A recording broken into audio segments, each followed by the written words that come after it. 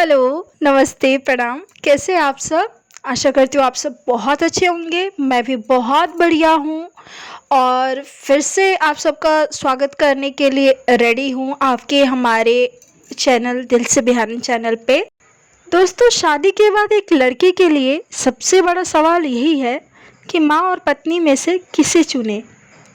आज के समय में अधिकांश भारतीय विवाहित पुरुष इसी दुर्दशा से पीड़ित हैं।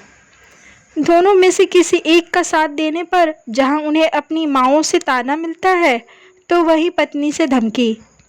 और हो भी क्यों नहीं, क्योंकि एक जन्मदात्री है तो दूसरी जीवन संगिनी। अब ऐसे में एक पुरुष करे तो क्या करे। वो बेचारा दोनों महिलाओं के बीच उस टेनिस बॉल की तरह हो जाता है जिसको इधर से उधर फेंका जाता है। और यही दुर्दशा आज की कहानी के पात्र रंजन की है।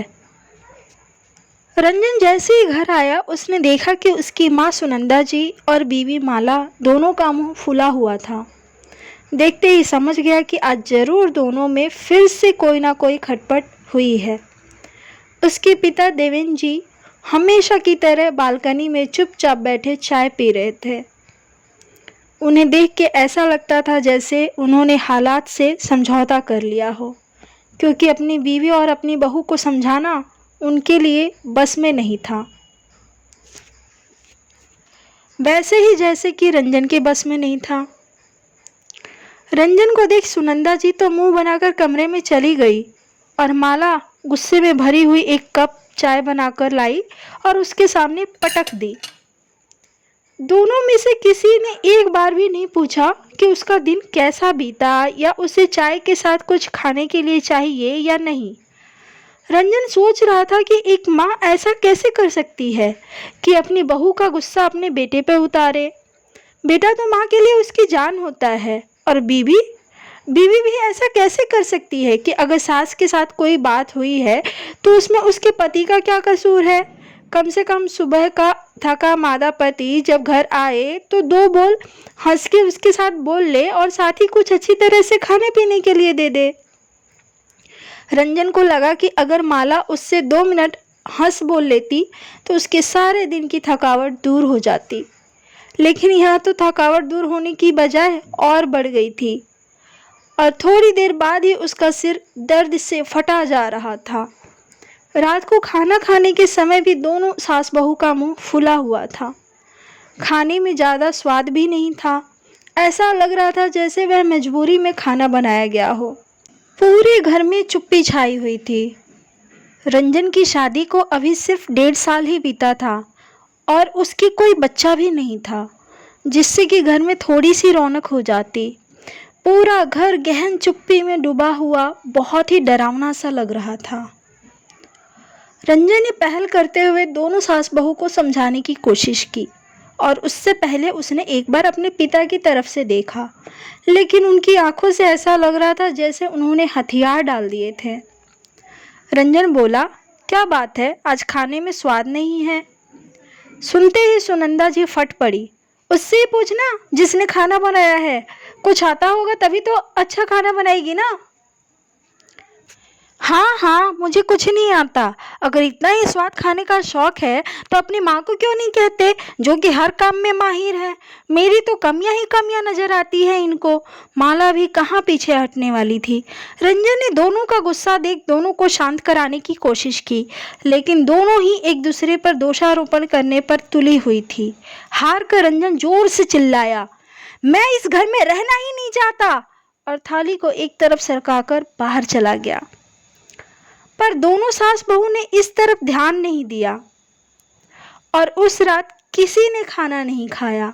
रात के 12 बजे तक सुनंदा जी और माला ने सोचा कि रंजन का गुस्सा थोड़ी देर में शांत हो जाएगा तो वह वापस आ जाएगा, लेकिन रात के 1 बजे तक जब वह वापस नहीं आया तो सभी को चिंता होनी शुरू हो गई। देवेंद्र जी ने उसे फ़ोन मिलाया तो उसका फ़ोन स्विच ऑफ आ रहा था। अब तो तीनों की घबराहट बढ़ती जा रही थी। पल पल बिताना मुश्किल होता जा रहा हो जैसे। देवेंद्र जी बार बार फ़ोन मिला रहे थे लेकिन फ़ोन स्विच ऑफ आ रहा था। लगभग 2:30 के करीब देवेंद्र जी के फ़ोन पर एक मैसेज आया कि मैं उस घर में अब वापस नहीं आना चाहता, क्योंकि उस घर में मेरी माँ और बीवी नहीं रहती, बल्कि सास और बहू रहती हैं, और सास बहू के साथ रहना मेरे बस की बात नहीं है। मुझे बार बार फ़ोन करके तंग ना किया जाए और मुझे शांति से जीने दिया जाए। देवेंद्र जी यह पढ़कर फूट फूट कर रोने लग पड़े और सुनंदा जी और माला की आंखों से भी झरझर आंसू बह निकले। दोनों सास बहू अब अपराध बोध से ग्रस्त हो चुकी थी। उन्हें लग रहा था जैसे रंजन की दशा का कारण और कोई नहीं, वे दोनों ही थी। सुनंदा जी सोच रही थी कि उनका इकलौता बेटा ना जाने इस वक्त कहाँ दर दर की ठोकरें खा रहा होगा, और इसकी वजह वह खुद ही थी। सारी रात आंखों में निकली। सुबह फिर से माला ने रंजन को दोबारा से फ़ोन किया, लेकिन फ़ोन लगातार बंद आ रहा था। माला और सुनंदा जी अब दोनों अपने आप को अंदर ही अंदर कोस रही थी कि क्यों वे दोनों शांति से रह नहीं सकती थी। घर में प्राणी ही कितने थे, वह 4 लोग ही तो थे, और 4 लोग भी अगर आपस में शांति से ना रह पाएं तो ऐसे भी रहने का क्या फ़ायदा। बेचारा रंजन सुबह से शाम तक थक कर घर आता है और आते ही हम दोनों के झगड़े सुनता है, और कई बार चुपचाप बिना खाए पिए ही सो जाता है, लेकिन इस बार तो हद ही हो गई थी। देवेंद्र जी तो बेचारे हालात से समझौता कर अंदर ही अंदर घुट रहे थे। दोनों सास बहू अपराध बोध से भरी हुई एक दूसरे को ताक रही थी, और कल रात से किसी ने पानी का एक घूंट तक नहीं पिया था। माला उठी और सास ससुर के लिए चाय बना लाई। बहू रहने दे, मुझसे तो एक बूंद पानी भी नहीं पिया जाएगा, देवेंद्र जी बोले। मैं भी तब तक कुछ नहीं खाऊंगी जब तक मेरा बेटा ना आ जाए, सुनंदा जी बोली। लेकिन इस वक्त उनके बोलने के अंदाज में बहुत नरमी थी, शायद उनके अंदर अपराध बोध की नरमी। माला ने रंजन के दोस्त आकाश को भी फ़ोन किया, लेकिन उसे भी कुछ नहीं पता था। ना जाने रंजन कहाँ होगा, ये सोचकर तीनों हकलान हुए जा रहे थे। माला ने ज़बरदस्ती उन दोनों को 1 कप चाय और ब्रेड के एक पीस खिला दिया, जो बड़ी मुश्किल से उन्होंने अपने गले के नीचे उतारा। सुनंदा जी ने देखा कि माला का रो रो कर बुरा हाल था और उसकी आंखें भी सूज गई थी। सुनंदा जी उठी और उसे गले लगाकर बोली, बेटी मुझे माफ़ कर दे, मैंने इस घर को घर नहीं रहने दिया। नहीं माँ जी, आपकी गलती नहीं, गलती मेरी है। मैं भी तो बराबर आपके साथ सवाल जवाब करती रही। क्या थोड़ी देर मैं चुप नहीं रह सकती थी? अगर चुप रहने से थोड़ी शांति हो जाती तो आज यह हाल ना होता। मैं ही इस सारे फसाद की अपराधी हूँ, और रंजन भी हमारे साथ हंस बोल रहे होते। न जाने कहाँ है, कहकर वह फुट फुट कर रोने लग पड़ी। सुनंदा जी ने बड़ी मुश्किल से उसे पानी पिलाया, जिससे पीने के लिए वह बिल्कुल भी मान नहीं रही थी। शाम तक देवेंद्र जी इधर उधर भागते रहे, और जहाँ जहाँ रंजन के होने की आस थी वहाँ उसे ढूंढते रहे, लेकिन कुछ भी हासिल नहीं हुआ। शाम के वक्त एक बार फिर से माला ने रंजन को फ़ोन किया, तो इस बार घंटी बजी और उसने फ़ोन उठा लिया।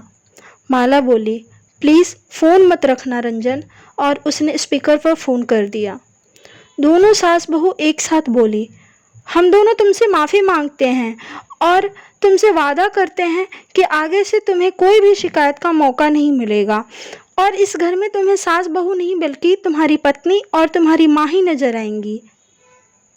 एक बार सिर्फ एक बार हम दोनों को मौका दे दो, सिर्फ एक बार, और घर वापस आ जाओ। हम वादा करते हैं आगे से ऐसा कुछ नहीं होगा। और दोनों फूट फूट कर रोने लग पड़ी। देवेंद्र जी बोले, बेटा सच में तुम तो वापस आ जाओ, हम तीनों का तुम्हारे बिना बहुत बुरा हाल है। आगे से कोई जवाब नहीं आया और फ़ोन कट गया। तीनों घबरा गए कि पता नहीं क्या होगा। लगभग आधे घंटे बाद दरवाजे की घंटी बजी। माला ने दरवाज़ा खोला तो सामने रंजन खड़ा था। माला एकदम से उसके गले लग गई और फूट फूट कर रोने लगी। मुझे माफ़ कर दो रंजन, मैं ही सारे फसाद की अपराधी हूँ। इस अपराध बोध के साथ रहना बहुत मुश्किल है कि तुम्हें मेरी वजह से घर छोड़ना पड़ा और ना जाने कल से तुम कहाँ होंगे। सुनंदा जी भी आकर बेटे के गले लग गईं। देवेंद्र जी आए और उन्होंने बेटे के सिर पर हाथ फेर उसे जोर से गले लगाकर बोले, आगे से ऐसे मत करना, नहीं तो मुझसे बुरा कोई नहीं होगा। रंजन ने उन तीनों को गले लगा लिया और बोला, मैं बस सिर्फ घर में थोड़ी सी शांति चाहता हूँ और कुछ नहीं। झगड़े कहाँ नहीं होते। हाँ, मैं मानता हूँ जहाँ चार बर्तन होते हैं वहाँ टकराव होता है, लेकिन क्या बैठकर बातों को सुलझाया नहीं जा सकता? क्या झगड़ा ही हर बात का हल होता है? सुनंदा जी और माला दोनों चुप थे। शायद उनका अपराध बोध उन दोनों पर हावी हो चुका था।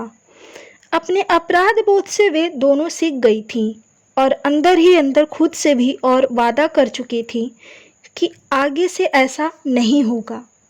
और रंजन से बोली, हाँ तुम ठीक कहते हो, आगे से कुछ भी ऐसा होगा तो हम बैठकर बात का हल निकालेंगे और तुम्हें कभी शिकायत का मौका नहीं देंगे। रात के समय तीनों खिलखिलाते हुए खाना खा रहे थे। रंजन के एक कदम से घर की शांति फिर से बहाल हो गई थी। रात के समय तीनों खिलखिलाते हुए खाना खा रहे थे। रंजन के एक कदम से घर की शांति फिर से बहाल हो गई थी। प्रिय दर्शकों और श्रोताओं, उम्मीद करती हूँ आपको मेरी यह कहानी पसंद आएगी। कहानी पसंद आने पर कृपया लाइक और कमेंट करें। मेरी कहानी को अपने दोस्तों तक, अपने रिश्तेदारों तक शेयर करें। आप मुझे सब्सक्राइब कर मेरी अन्य कहानियाँ भी सुन सकते हैं। Thank you.